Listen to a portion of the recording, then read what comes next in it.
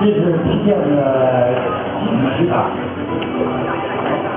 私人可以推荐的没人讲，人历史上现在咁咧而家咧時間嘅咧就4人嘅集體劇排嘅，咁其實咧我師傅都話咧，其實都有幾十年嘅傳統㗎啦。你見到咧佢哋就跟住邊個默契嘅咧，就係每人劇完之後咧就會翻身咧，就俾另一個隊員咧就係一齊劇喎。所有人在基本上各自发生过，也经常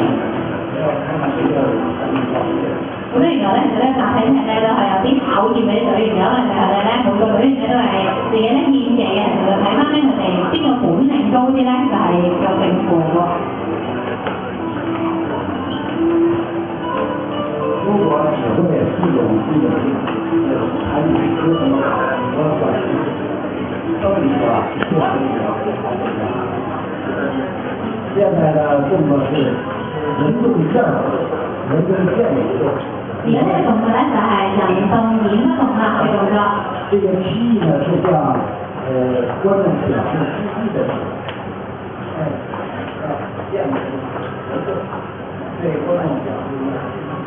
咁咧原來呢個動作咧，呢個嘅人動演不動嘅動作咧，就係為觀眾咧就係表示呢個致意嘅。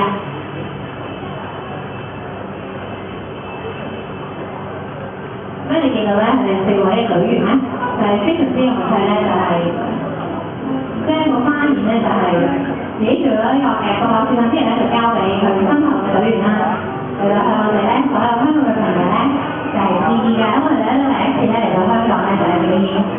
呢個花園嘅雜技嘅演技嘅。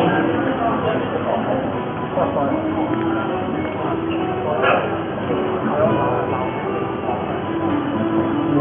般特性可以办。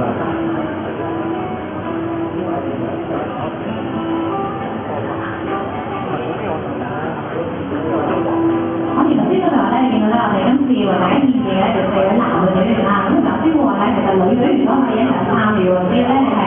透過4個人啦，然後你一啲嘅基本嘅招式咧學齊嘅話咧，就已經可以咧係有少少決鬥嘅環節都可以咁樣做喎。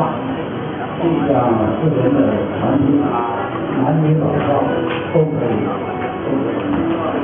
咁頭先都話咧，其實咧你見到男女老少都話咧，其實就係呢個嘅4人集體劇演嘅一個嘅活動。咁咧如果老少男兒不分男女啊，其實咧只要咧你有興趣嘅話，都可以咧一樣3啲嘢咧，就係一齊去參與嘅喎。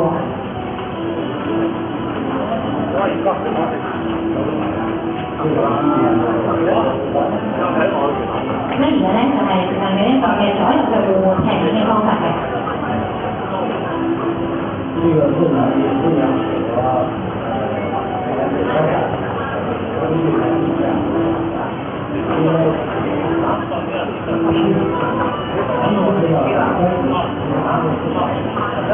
因為啊，我師傅就話咧，呢個4人集體劇活動咧，都適合一啲咧就係年紀比較大啲嘅朋友去參加嘅，因為其實本身咧每個人出嚟咧都係企下咧就輪到有一個會係隊員去參與嘅，咁其實咧即係對於可能呢啲年紀大